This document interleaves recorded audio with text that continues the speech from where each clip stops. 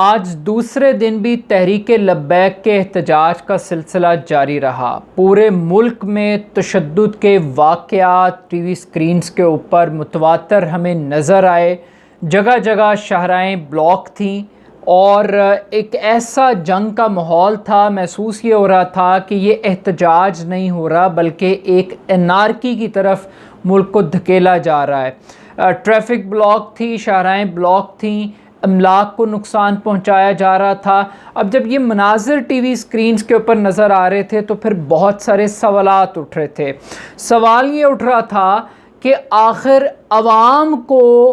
क्यों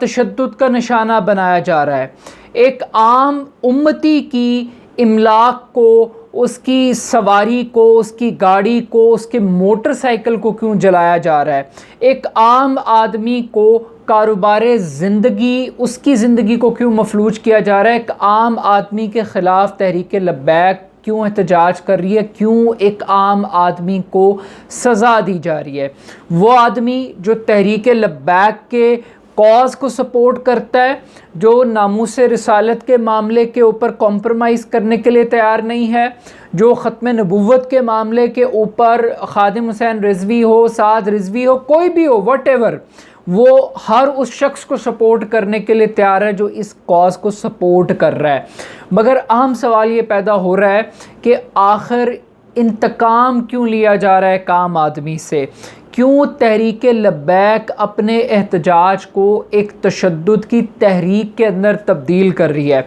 और अब सवाल ये पैदा हो रहा है कि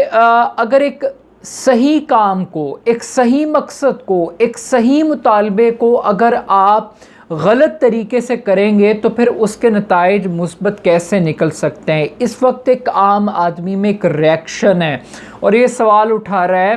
कि आप इतना मुकद्दस नारा लगा के कैसे एम्बुलेंस का रास्ता रोक सकते हैं। कैसे आप एक आम आदमी की जो ज़िंदगी की बेसिक रिक्वायरमेंट्स हैं वो ट्रैवल कर रहा है, वो बिज़नेस पर्सपेक्टिव से ट्रैवल कर रहा है, वो नौकरी की गरज से जा रहा है, अगर वो रात भर गाड़ी के अंदर ही सोएगा और वो अपनी मंजिल मकसूद पर नहीं पहुंचेगा तो किसकी खिदमत आप कर रहे हैं। अब एक तरफ तो तहरीक लब्बैक का जो रिएक्शन है वो ये बता रहा है कि ये स्टेट विद इन स्टेट कोई चीज़ बन रही है, कोई एक ऐसा ग्रुप आ गया है जिसने पूरे मुल्क को यरगमाल बना लिया है। अब अखलाकी तौर के ऊपर क्या एहतजाज, इस किस्म के एहतजाज को एक्सेप्ट किया जा सकता है, क्या इसकी भी कोई लिमिट होनी चाहिए। हाँ, एहतजाज के लिए जो जस्टिफिकेशन है हो सकता है वो बिल्कुल ठीक हो। मतलब साद रिज़वी को जिस तरीके से गिरफ़्तार किया गया उस पर भी ये सवाल पैदा हो रहा है कि आखिर इस गिरफ़्तारी का बेनिफिशरी कौन है, हुकूमत ने क्या अचीव किया, वो कौन सी ऐसी लॉ एंड ऑर्डर की सिचुएशन थी जिससे बचने के लिए हुकूमत साद रिज़वी को गिरफ़्तार कर रही थी। और अब गिरफ़्तारी के बाद जो कराची से लेकर खैबर तक जो सूरत हाल इस वक्त पूरे मुल्क में बन चुकी है उसका जवाब दे भी कोई इस मुल्क के अंदर है। अब एक तरफ तो तहरीक लब्बैक के कारकुन हैं और अमलाक जलाने के वाक़यात हैं, तशद्दुद के वाक़यात हैं, पुलिस के ऊपर तशद्दुद,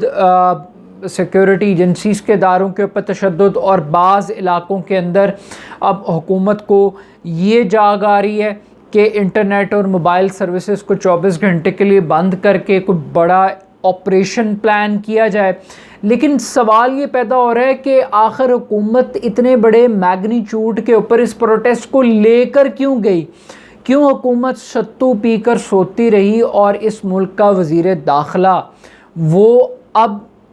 48 घंटे के बाद ये डिसाइड कर रहा है कि उसने कार्रवाई करनी है। अब जब आप कार्रवाई करेंगे तो फिर ये तशद्दुद बढ़ेगा। ये एक ऐसी स्टेज के ऊपर ये जो मॉब साइकी डेवलप हो गई है कि आप इस मॉब को कंट्रोल नहीं कर सकते। अगर आप कंट्रोल करने की कोशिश भी करेंगे तो इसमें मज़ीद जानें ज़ाया हो सकती हैं, इसमें सिक्योरिटी इदारों को भी नुकसान हो सकता है और इसमें एक आम आदमी भी सफ़र कर सकता है। लेकिन अब आप कौम को क्या यहाँ पे दिलासे दिए जा रहे हैं, कौम को ये कहा जा रहा है जनाब के साथ रिजवी पे आपने दहशतगर्दी का मुकदमा दर्ज कर दिया, आपने इक़दाम कत्ल के मुकदमात तहरीक लब्बैक की क़यादत के ऊपर कायम कर दिए, लेकिन एक गिरफ़्तारी का बोझ आप बर्दाश्त नहीं कर पा रहे। जब आप ये मुकदमात कायम करेंगे तो फिर इसके बाद क्या होगा? तो कोशिश करें कि पॉलिटिकल पार्टीज़ को इतनी सपोर्ट दें कि वो सियासी तरीके से ही तहरीक को चलाएं, लेकिन अगर कोई मिलिटेंट विंग एलिमेंट पैदा कर देंगे तो फिर नुकसान होगा। अब ये तो नाक़दीन का एक पर्सपेक्टिव है, दूसरा पर्सपेक्टिव थोड़ा सा मुख्तलिफ है। वो ये पर्सपेक्टिव है कि हम एक ऐसी सोसाइटी में रहते हैं जब तक कि सड़कों को ब्लॉक ना किया जाए, जब तक डंडा ना उठाया जाए, जब तक ईंटें ना चलाई जाएं, आग ना जलाई जाए, तब तक कोई सुनता नहीं है। पाकिस्तान के अंदर चीज़ें उसी वक्त नोटिस के अंदर आती हैं, उसी वक्त सरकारी मशीनरी हरकत में आती है और फिर डायलॉग का और सॉल्यूशन की बातें की जाती हैं और एक नेशनल एजेंडा बनता है जब ये सारे तशद्दुद के वाक़यात होते हैं। अगर आप पीसफुल प्रोटेस्ट करेंगे, आप 10 महीने तक पीसफुल प्रोटेस्ट करते रहें, उसके कोई रिज़ल्ट्स प्रोड्यूस नहीं होंगे। तो ये एक बड़ी बदकिस्मती है पाकिस्तानी सोसाइटी के अंदर कि हम रूट कॉज से इशू को सॉल्व करने की बजाय जब तक कि वो क्राइसिस की सिचुएशन डेवलप ना कर ले तब तक हम कोई भी काम करने के लिए तैयार नहीं होते, और हम क्राइसिस को पैदा करने के मास्टर्स हैं, हम सॉल्यूशन के मास्टर्स नहीं हैं। अब इस पूरी सिचुएशन के अंदर तहरीक लब्बैक को ये ज़रूर सोचना चाहिए कि क्या उनका रिएक्शन एक आम आदमी में उनके बारे में एक मनफी परसेप्शन डेवलप कर रहा है। एक आम आदमी उनको एक टेररिस्ट ऑर्गेनाइजेशन के तौर पे बदकिस्मती के साथ, ऑल्दो कि वो उनके स्लोगन से इत्तफ़ाक़ करता है, उनके मकसद से इत्तफ़ाक़ करता है, लेकिन उनके तरीक़ाकार से इत्तफ़ाक़ नहीं करता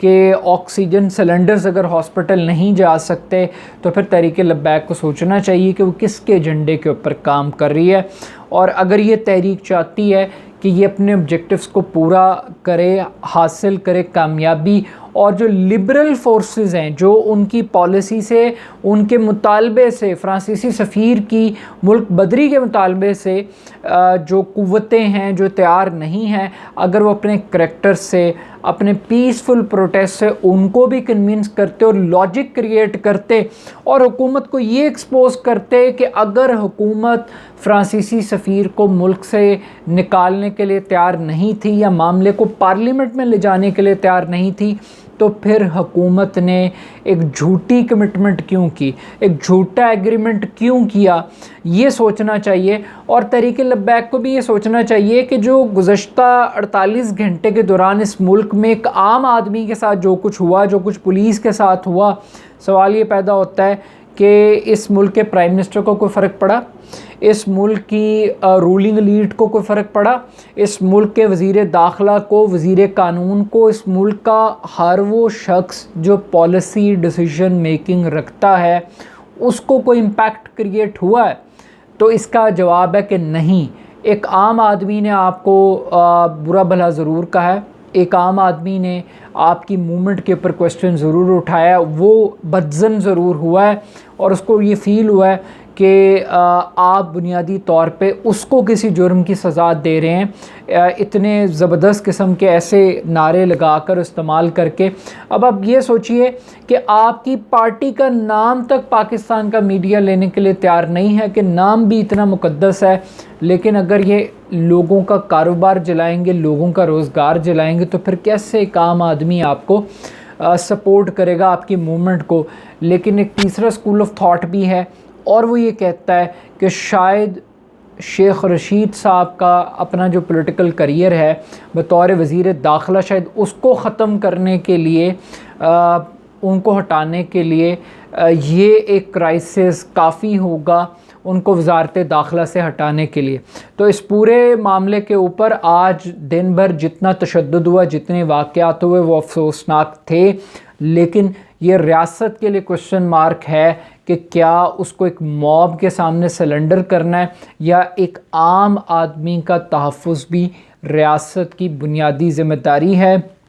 तो आई थिंक कि एक सही काम को अगर गलत तरीके से किया जाएगा तो उसके नताइज और उसके असरात भी मनफी पैदा होंगे। तो हुकूमत को और तहरीक लब्बैक दोनों को अपनी स्ट्रैटेजी के ऊपर गौर करना चाहिए कि उन दोनों की ईगोज़ की वजह से और तरीक़ाकार की वजह से एक आम आदमी की लाइफ डिस्टर्ब हो रही है।